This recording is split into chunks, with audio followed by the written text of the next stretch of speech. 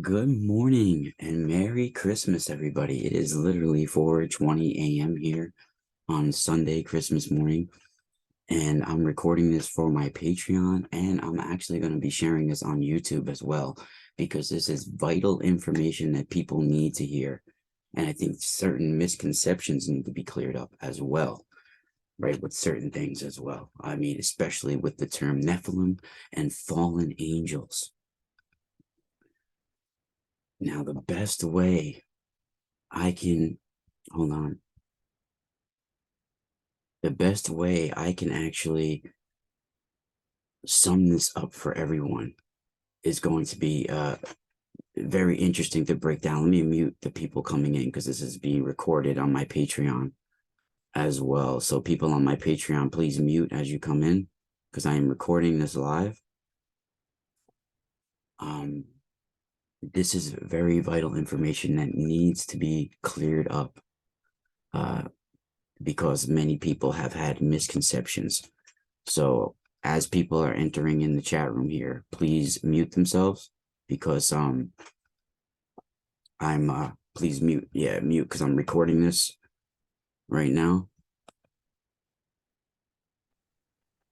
All right.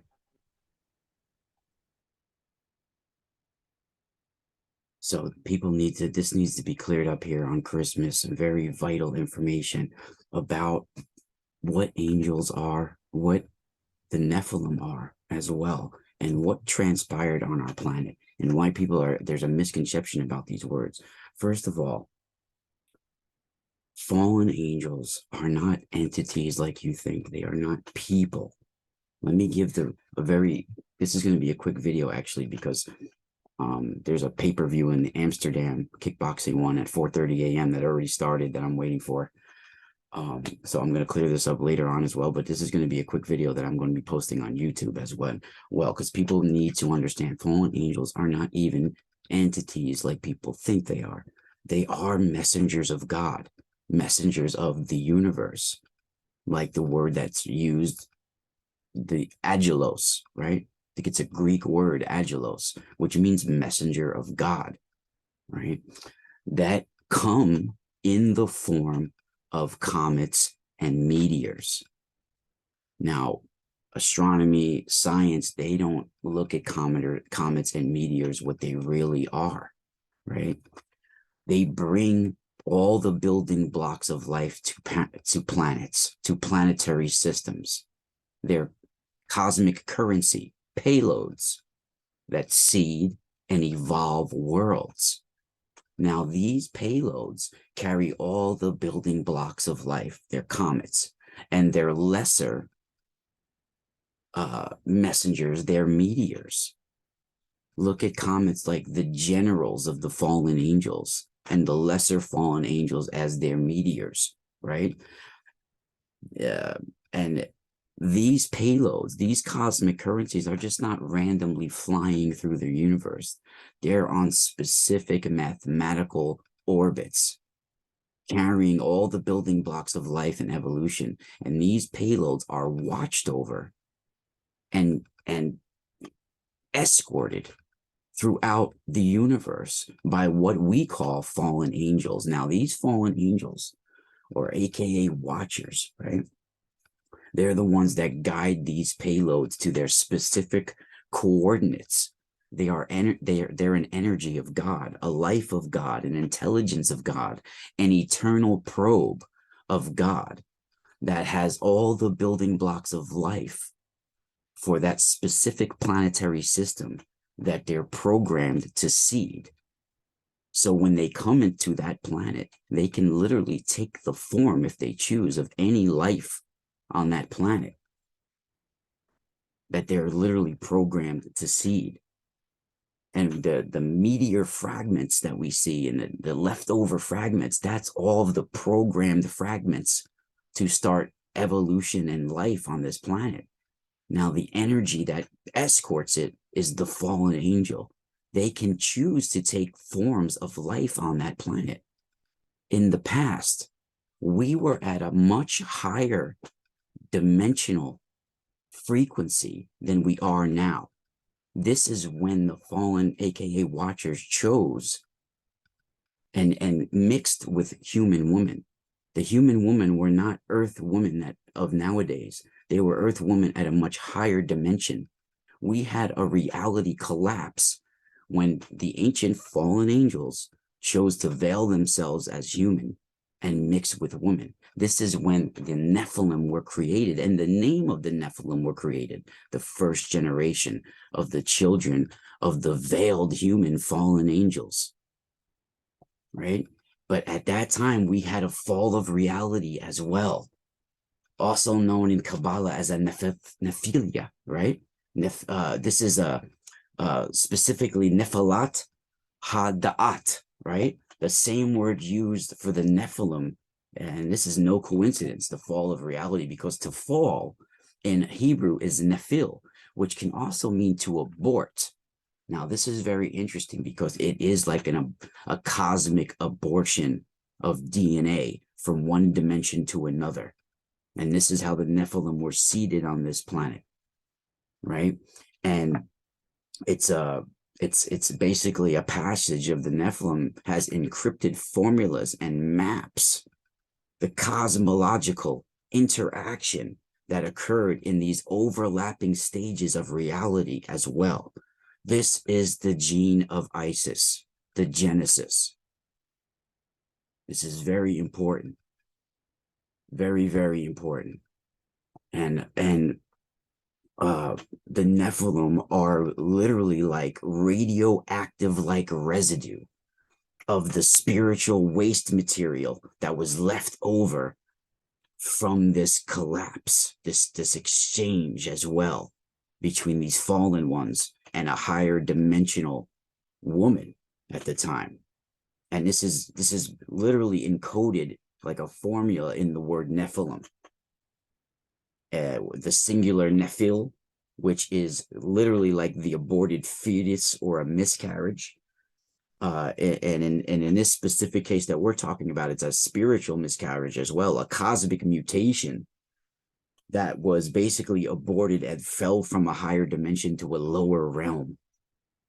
And there are literally 10 giant comets that are the chief fallen angels. And I believe one of them is arriving in 2031 near Saturn. Right. So this is very interesting. And I mean, the fallen angels are really like bringing cosmic fallout, cosmic abortion, and Kabbalah, certain lineage of I mean Kabbalah, right? Especially some of the Lithuanian bloodlines that are connected to the Vilna Gaon. They teach some of this in their writings about this dimensional collapse, and even about the Nephilim, you know, and things like this. So this is not something. Fortunately, they don't get into the comets and the meteors and things like this. This is something that I am adding, and other people have also talked about this in the past as well. This is why in mythologies and ancient belief systems in the mystery schools, the Watchers and the Grigori, who appear in that name appears in Enoch too, they are supposedly like these ones that watch over the dimensional planes, certain coordinates of the skies and stars, right? They're basically guardians of the dimensional planes. They watch over magic circles, anything that opens up dimensional forces. They preside over coordinates and cosmic currency, DNA, and we're DNA. So any coordinate that we're going to access outside of this realm, there's an outside intelligence, if you want to call them fallen angels, that presides over that. We're literally like quarantined here because of because we're out of balance, because there was a collapse, right? So this is really intense information, really intense information. And these in Italian mythology, even these Grigori, these ancient beings, are guardians of the dimensional planes, right? They're the ones that oversee in their watchtowers in the sky, their eyes of the night, right? And this is very, very powerful information, right? And even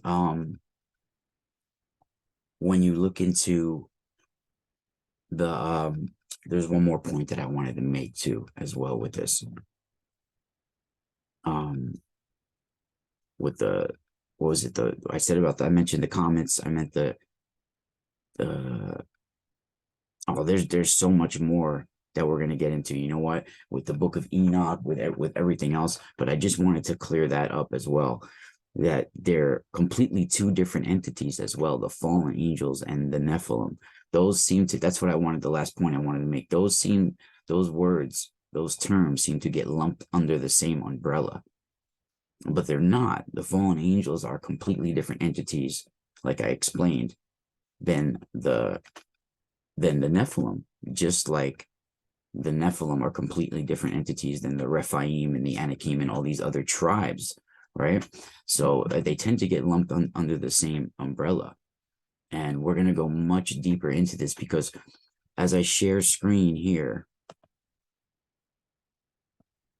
you guys can see that I've been going on winter solstice to this spot. You guys can see the similarities of Sekhmet, the ancient goddess of Kundalini fire, the goddess of solar flares and comets, and all the luminaries of the suns and stars.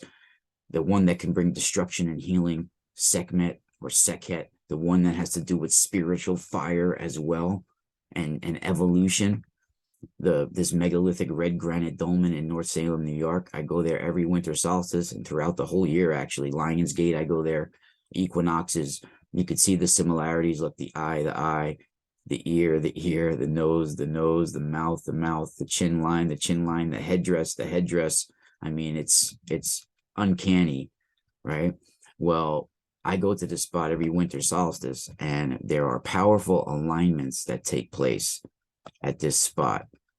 And at winter solstice, there's a solar alignment, and the sun rises with this stone underneath the dolmen at about the sun, right around sunrise, and it moves across the stone until late afternoon. And this is me here at winter solstice 2022, just the other day.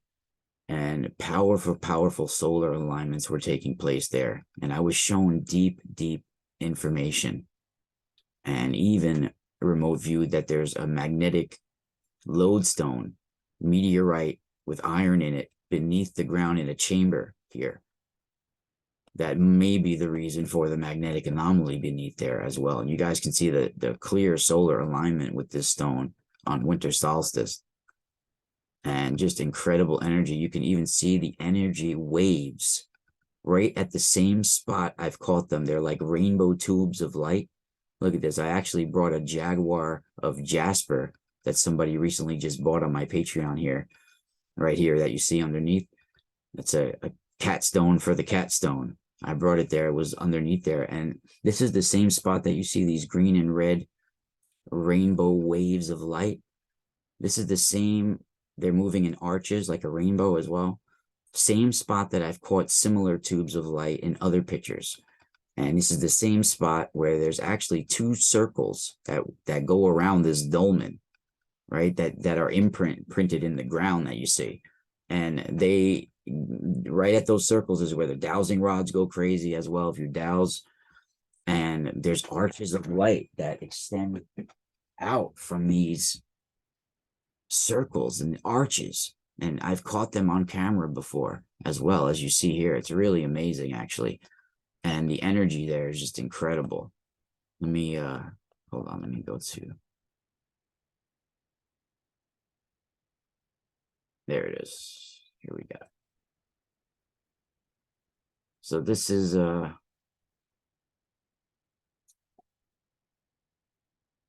winter solstice 2022 here. The alignment, I was bringing my crystal skulls all there and everything. And yeah, there's just so much I need to share with you about what I downloaded, and a lot of what I'm discussing here now, the information is right in front of us in all of our ancient writings, but we don't realize what they're metaphorically encoded to describe. And that's what you have to come to my Patreon for. And it's really incredible. Look at that solar alignment, 2022. I mean, look at, you guys can see the incredible, look at it, even looks like a face down here from, look at you, even the way the plasma, like the electrons are pouring into other things that they make like bell shaped. Oh, it's just incredible. Incredible pictures that I catch at this spot, and incredible energy. And I want to thank everybody for joining me. I just laid some real cosmic truth on you guys. You got to realize that fallen angels are not what people think they are. They are related to comets and meteors. They are related to cosmic currency and the payloads that get brought to planetary systems.